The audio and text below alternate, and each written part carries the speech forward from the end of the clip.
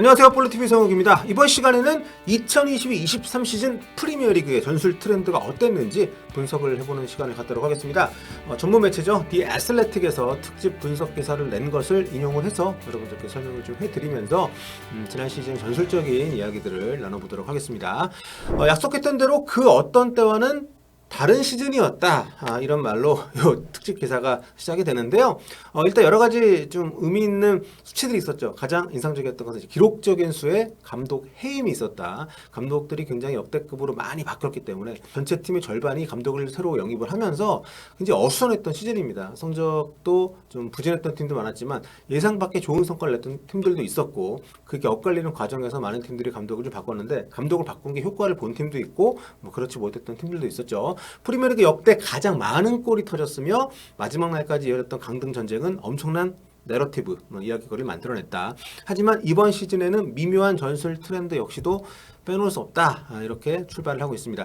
자, 일단 가장 먼저 얘기될 만한 전술적인 트렌드, 수비수들이 안쪽으로 들어와서 4-3-3이 3-2-4-1로 바뀌었다. 대표적으로 맨시티의 펩 과르디올라 감독이 이런 전술적인 시도 현실화시키면서 굉장한 성과를 냈죠. 탑팀들 사이에 전술 트렌드가 똑같이 가는 것은 흔한 일이 아니다.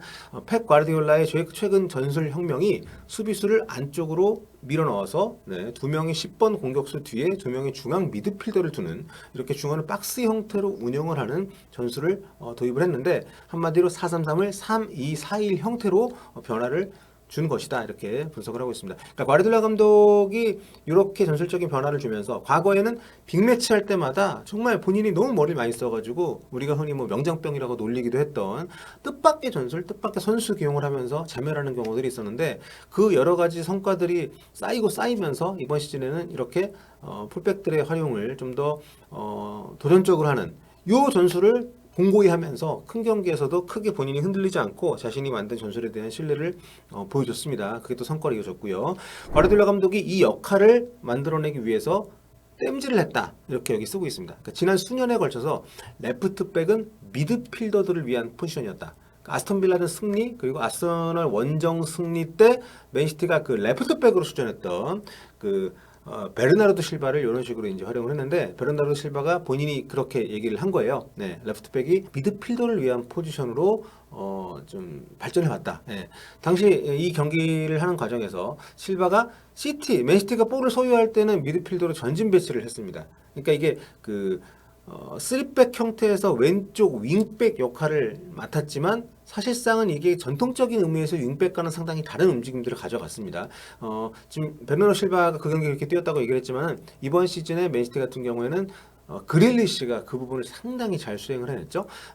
18살의 맨시티 아카데미 출신인 니코 루이스가 월드컵 이후에는 그 역할을 수행했던 적도 있고, 과르디올라에 따르면 루이스에게 완벽한 포지션이었다. 이렇게 얘기를 했는데, 존 스톤스가 나중에는 그 역할을 좀 대체를 했습니다. 그러니까 존 스톤스 같은 경우에도 이게 그 윙백부터 중앙 수비형 미드필더에 가까운 역할까지 좀 역할을 많이 좀 바꿔가면서 그 역할들을 발전을 시켰습니다만, 어쨌든 기존에 맡았던 본인의 어떤 주된 포지션이 아닌 위치에서도 잘 적응을 해냈고, 그리고 그렇게 할 수 있게끔 과감한 시도와 또 전술적인 어떤 이해를 돕기 위해 굉장히 많은 대화를 했던 과르디올라 감독의 역할이 정말 중요했다고 할 수 있는 거죠.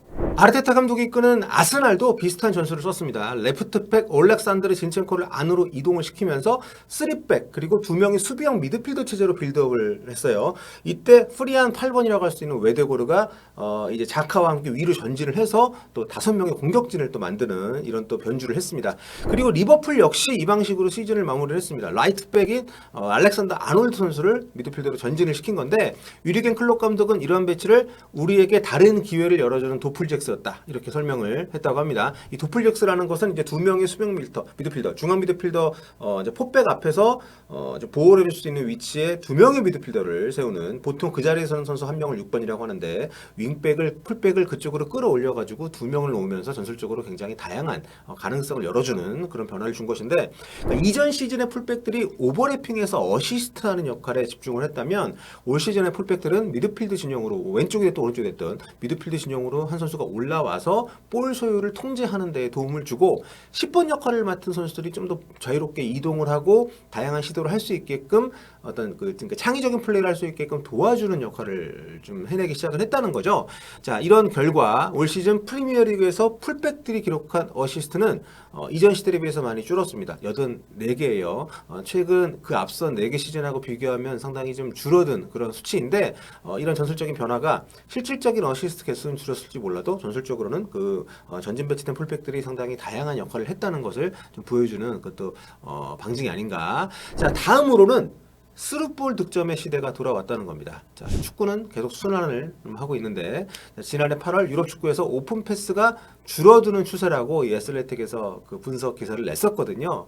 2018-19 시즌 대비해 2021-22 시즌에 요 이제 오픈 패스, 그러니까 스루볼로 만들어내는 골이 50%가 줄어들었기 때문에. 하지만 올 시즌 프리미어리그는 스루 패스에 의한 득점 시도와 이 득점 뿐만 아니라 이 빅찬스 메이킹 또 뭐 기대 득점 슈팅 이런 수치가 최근 5년 통틀어 가지고 최근 5년 통틀어서 최고 수치를 기록을 했습니다.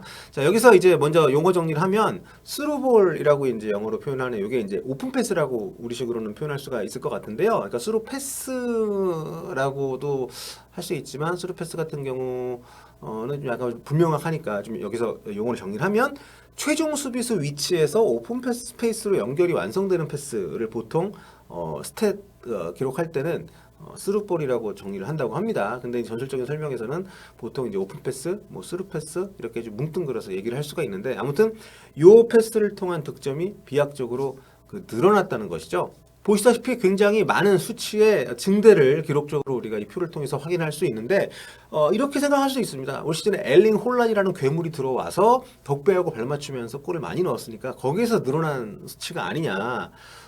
그런데 요 부분, 그 부분도 뭐 틀린 것은 아니지만 이 애슬레틱 분석 기사에서는 맨체스터 얘기는 맞지만 맨시티가 아니라 맨유다. 맨시티의 다른 반쪽에서 나온 얘기다. 이렇게 분석을 하고 있습니다. 그러니까 에릭 테나의 맨유가 오픈 패스에 의한 슈팅, 또 빅찬스 메이킹, 그리고 득점 가장 많은 팀이에요. 오픈 패스에 의한 슈팅이 39번, 빅찬스 메이킹이 29번, 그리고 득점을 14골을 했기 때문에 그 중심에는 브루노 페르난데스가 있습니다. 브루노 페르난데스가 깊은 위치에서 다이렉트 패스로 하프 스페이스 공간을 노리는 게 이 오픈 패스 상황에서 상당히 많이 나왔는데 이게 올 시즌 프리미어리그에서 가장 좀 뭐랄까요, 검증된 가장 확률 높은 그런 찬스 메이킹이었다는 거죠. 이런 상황은 이제 마커스 레시포드를 통해서 공격을 전환하는 과정에 굉장히 자주 나왔다고 합니다. 레시포드가 올 시즌 자신의 커리어 최다 리그 득점 17골 동률을 기록을 했는데 아스널과 레스터시티를 홈으로 불러들여서 치른 경기에서 나왔던 골들은 올 시즌 부페와 이 레시포드의 컨비네이션, 그 중에서도 스루볼에 의한 합작이 어떤 모습이었는지를 대표적으로 보여주고 있습니다. 참고로 올 시즌 이 두 선수는 컨비네이션 합작골, 그러니까 우리가 쏜케로만 익숙한 그 합작골을 6골을 만들어냈고요. 올 시즌에 리그에서 가장 많은 합작골을 넣은 것은 홀란하고 덕배라고 합니다. 8골. 자, 맨유로 돌아가겠습니다. 레시포드가 스루볼을 받아서 넣은 골은 4골인데 이게 리그 최다입니다. 한 선수가 넣은. 자, 테나 감독의 4-2-3-1 포메이션에서 레시포드는 레프트 윙과 9번 사이를 오가면서 상대 센터백들 사이, 여기 보시면 아스널전에서 센터백 사이로 뛰면 이 뷔페가 찔러주는 그림 있죠. 그리고 레스터 시티전에서도 비슷한 그림들, 이 상황 얘기입니다. 그리고 상대 라이트백의 블라인드 사이드, 그러니까 상대 라이트백이 미처 보지 못하는 그 지역으로 질주를 하면서도 이 스루볼을 받아서 골을 만들어내는 모습들을 만들어냈습니다.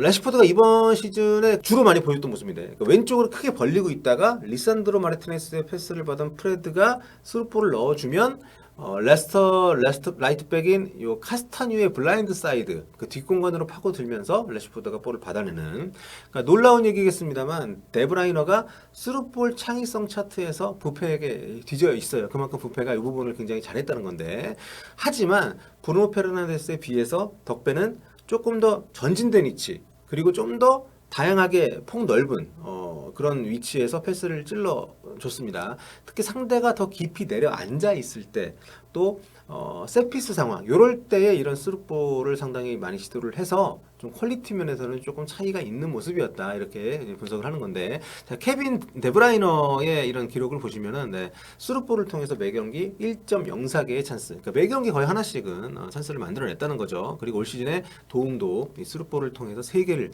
만들어냈다는 지표인데요. 웨스트햄하고 이제 개막전에서 맨시티의 이 데브라이너가 혼란에게 만들어준 어시스트가 바로 이제 이런 장면에 나왔습니다. 지난 시즌 맨시티에서 굉장히 자주 나올 것이라고 기대가 됐던 그런 득점 패턴이라고 할 수 있는데, 하지만 맨시티를 상대하는 팀들이 수비 라인을 깊게 좀 내렸기 때문에 덕배하고 혼란이 이런 시도를 그렇게 많이 할 수 없다 보니까 거기에 적응하는 방법을 찾았어야 됐어요. 그래서 맨시티의 스루볼은 다른 팀들하고 다르게 다른 팀들 좀 낮은 위치에서 좀 더 다이렉트하게 갔다면, 덕배 같은 경우는 조금 더 전진된 위치에서 또 상대 혼란이 만들어낸 공간을 향해서 찔러주는 시도들을 많이 했습니다. 덕배가 14번 구역, 그러니까 존 14이라고 하는 이게 전술 분석에서 흔히 많이 쓰이는 용어인데요. 경기장을 이렇게 그 18분할을 했을 때 상대 박스 앞 정면 구역, 그러니까 공격하는 입장에서 상대 박스 앞 정면 구역, 여기를 이제 14번째 존이라고 부르는데, 여기가 빅찬스 크리에이팅 존이라고 불리는 굉장히 좀 좋은 찬스들을 많이 만들어낼 수 있는 그런 그 위치입니다. 아무튼 이 위치를 그 수비수들이 좀 아무래도 맨시티를 만나면 잠그게 되잖아요. 그럴 때 이 혼란이 내려와서 그 공간을 좀 풀어주면 그 공간을 향해서 패스를 넣어주고, 그러면 혼란이 다시 돌아가지고 그쪽으로 뛰어 들어가는 이런 시도들. 그다음 그러면 이제 뉴캐슬 원정인데요. 여기도 보시면은 조일록이 덕배를 이제 맡고 있는데, 조일록의 가랑이 사이로 스루볼을 넣어주면서 베르나르도 실바한테 어시스트라는 장면입니다. 무려 7명의 수비수를 한 방에 제껴버리는 그런 패스입니다. 기본적으로 덕배가 갖고 있는 시야와 또 정확한 패싱 능력, 그리고 다른 팀들과는 달리 상대 팀이 상당히 많이 내려앉은 그런 그 상태에서 축구를 해야 되는 맨시티였기 때문에 덕배 같은 경우는 이 스루 패스를 시도하는 위치가 다른 선수들에 비해서 많이 좀 높았다는 거를 이렇게 확인할 수가 있는 거죠. 그러니까 최근 여러 시즌 동안 그 찬스를 만드는 시도로 이 스루볼의 쓰임새가 이제 줄어들었었는데, 올 시즌은 달랐다는 얘기를 이제 하고 있는 것이고, 그 이유에 대해서 애슬레틱은 부분적으로 그 스위퍼형 골키퍼의 득세, 또 수비 블록의 퀄리티가 향상됐기 때문에 최근 몇 년 동안은 스루볼에 의한 득점 장면이 많이 줄어들었다라고 이제 분석을 한 건데, VAR의 도입도 영향을 미친 것이고, 왜냐하면 이제는 옵사이드를 정말 칼같이 잡으니까, 그러니까 압박이나 수비 라인을 완성시키는데 상당히 시간이 많이 걸리잖아요. 그런데 올 시즌 같은 경우에는 정말 앞서 말씀드렸지만 기록적으로 많은 감독이 경질이 됐습니다. 그렇다 보니까 그런 어떤 수비 블록을 완성을 시키고 이러는데 좀 시간이 충분치 않아서 전체적인 수비 퀄리티가 떨어졌다. 그것도 이렇게 올 시즌에 스루볼에 의한 득점이 득세하는 이유였다, 이렇게 분석을 하고 있는 거죠. 여기에 시즌 도중 월드컵이 치러졌기 때문에 주요 선수들의 피로도가 높아진 것 역시 공격하는 쪽에서 오히려 긍정적인 면으로 작용을 했다, 이렇게 분석을 하고 있습니다. 자, 그리고 뉴캐슬 같은 경우에는 스루볼 득점을 지난 시즌에 이제 7골을 기록을 하면서 리그 4위를 기록을 했는데요. 에디 하우 감독의 4-3-3 포맷이 굉장히 공격적으로 재정립된 게 효과를 봤다, 이렇게 분석을 하고 있습니다. 자, 토트넘과의 경기래, 토트넘이 참 올 시즌에 못했는데, 토트넘과의 홈 경기에서 그리고 웨스트햄과의 원정 경기에서 뉴캐슬이 만들어낸 골 장면이 좀 그 부분이죠. 그러니까 여기서의 스루볼은 최후방에서 정말 정석적인 스루볼입니다. 오른쪽 센터백 파비앙 시어가 조엘링턴을 향해서 쏴주는 이 대각선 롱패스, 이게 이제 골로 이어진 장면들이 굉장히 잘 활용이 됐다는 거죠. 그러니까 이 두 경기에서 상대 수비 라인이 전진해 있는 걸 볼 수가 있는데, 올 시즌 프리미어리그는 이제 리그 순위에 상관없이 많은 팀들이 이렇게 라인을 좀 전진시키는, 맨시티를 상대할 때 빼고 그런 경우들이 많았는데, 내려앉는 팀들에게는 잘 먹히지 않는 스루볼이 그렇기 때문에 뉴캐슬 같은 경우에는 이렇게 상대가 전진해 있는 덕분에 성과를 좀 봤다라고 할 수 있는 거죠. 브라이튼 같은 경우도 비슷합니다. 데제르비 감독이 온 뒤로 이 팀은 4-2-3-1로 포메이션을 바꾸면서 솔리마치 그리고 미토마 카오로 이렇게 양쪽 측면에 있는 선수를 인버티드 윙으로 활용을 했습니다. 이 선수들이 안으로 들어오면서 스루볼의 수혜자가 되는 그런 전술을 썼는데, 이렇게 좀 공격수가 오히려 좀 어그로를 끌어주면 이렇게 미토마 카오로나 솔리마치가 안으로 들어가면서 뒤쪽에서 날아온 스루볼을 잘 케어를 해서 골을 넣는 이런 장면들을 많이 나왔다는 거죠. 자, 다음으로 이제 압박에 다이렉트한 공격으로 해법 마련한, 요것도 이제 올 시즌 프리미어리그 전술 트렌드의 굉장히 중요한 요소였다는 겁니다. 높은 위치에서 전진 압박을 하는 기본 어떤 그 수비 전술이 기존에 계속 좀 트렌드가 좀 많이 있었는데 올 시즌에도 좀 많이 이어졌고요. 골키퍼로부터 짧은 패스를 통해서 이제 박스 안에서부터 이렇게 이제 올라오는 빌드업, 요걸 좀 많이 쓰는 그런 팀들이 늘어났잖아요. 그러니까 이게 그 높은 위치에서 전진 압박을 하는 기존 수비 전술의 발전과도 서로 이제 맞닿아 있는 부분인 거죠. 특히 탑 팀들 같은 경우에는 1대1 압박을 거는 경향이 굉장히 좀 짙어졌는데, 그러니까 자기 마크맨을 밀착 마크하는 수비하는 상황에서 이게 공격수들까지도 앞쪽에서 그런 모습들을 좀 보이기 때문에 어떻게 보면은 낮은 위치에서 빌드업을 시도하는 팀들에게는 상당한 부담으로 작용을 하게 되는 거죠. 그러니까 수비하는 입장에서 보면 공격수들이 올라와 있을 때 그 선수들을 좀 적극적으로 따라 붙으면서 그 선수들의 움직임을 어느 정도는 따라가는, 팔로우하는 그런 수비를 많이 썼습니다. 그러니까 이 과정에서 좀 압박을 좀 하느라고 자기 위치를 벗어나는 선수들이 생겼어요. 왜냐하면 공격수들이 이를테면 토트넘의 케인이 많이 좀 내려가게 되면 케인을 따라가지고 수비수들이 같이 움직이는 경우들이 많았습니다. 이제 그런 상황들을 말씀드리는 건데, 그렇게 남겨진 뒷공간을 공격하는 입장에서는 집요하게 공략을 하는 그런 시도를 많이 이제 하기 시작을 했다는 거죠. 골키퍼 어시스트가 나온 장면들이 대표적입니다. 뭐 수비수들이 쏴주는 패스도 물론 패스입니다만, 골키퍼가 볼을 잡게 되면은 아무래도 뒷공간에 대한 부담을 수비하는 입장에서는 덜 갖게 되니까. 아무튼 브라이튼전에서 맨시티가 다이렉트하게 공격 전개를 해가지고 골을 넣은 장면인데, 보시면 이제 혼란이 깊게 내려오잖아요. 그러니까 상대 센터백인 혼란 담당 덩크가 같이 내려옵니다. 그렇게 남겨진 뒷공간에 에데르슨 골키퍼가 롱킥을 때려버리고 혼란이 그 위치로 돌아 들어가서 질주를 해서 뒷공간 메우려고 올라온 산체스 골키퍼를 제치고 골을 넣는. 그리고 브라이튼 같은 경우에는 이제 브렌트포드전 장면인데, 브렌트포드 센터백 얀손이 상대 공격수 따라서 하프라인 위로 이제 올라와 있으니까 브라이턴의 스틸 골키퍼가 그 뒷공간으로 롱볼을 때리고 미토마가 달려가서 라이 골키퍼를 제치고 골을 넣은 이 장면. 그러니까 낮고 견고한 수비 블록을 통해서 라인 브레이킹에 대처하던 그런 수비 전술이 득세를 하던 시절이 있었는데, 어느 순간 골키퍼부터 시작되는 낮은 위치에서의 후방 빌드업을 통해서 상대 수비를 겹겹이 벗겨내고 공간을 만들어내는 공격 전술로 그런 부분들이 많이 좀 공략이 또 됐단 말이에요. 최근에는 이렇게 다시 상대 박스 안쪽부터 적극적인 압박을 전진해서 시도를 하고 공격수들의 움직임을 밀착 견제를 하면서 밀어내는 이런 수비 전술이 효과를 좀 내던 시기들이 있었는데, 올 시즌에 많은 팀들이 오늘 애슬레틱을 통해서 설명을 드린 그 스루볼, 그리고 뭐 오픈 패스, 다이렉트한 롱킥 전술, 이런 또 다양한 시도를 하면서 파해법을 또 만들어 나가고 있다는 거죠. 다음 시즌이 되면 또 여기에 대한 대응책이 나올 것이고, 영국의 역사가인 아놀드 토인비가 명저 역사란 무엇인가라는 책에서 이런 명언을 남겼습니다. 인류의 역사는 도전과 응전의 역사다. 축구 전술의 역사야말로 그런 게 아닌가 싶습니다. 더군다나 고도로 산업화되고 있는 현대축구, 특히 네로라는 전술가들이 집결하고 있는 프리미어리그에서는 그러한 도전과 응전이 좀 더 가속화되고 있는 그런 느낌이 아닌가 싶습니다.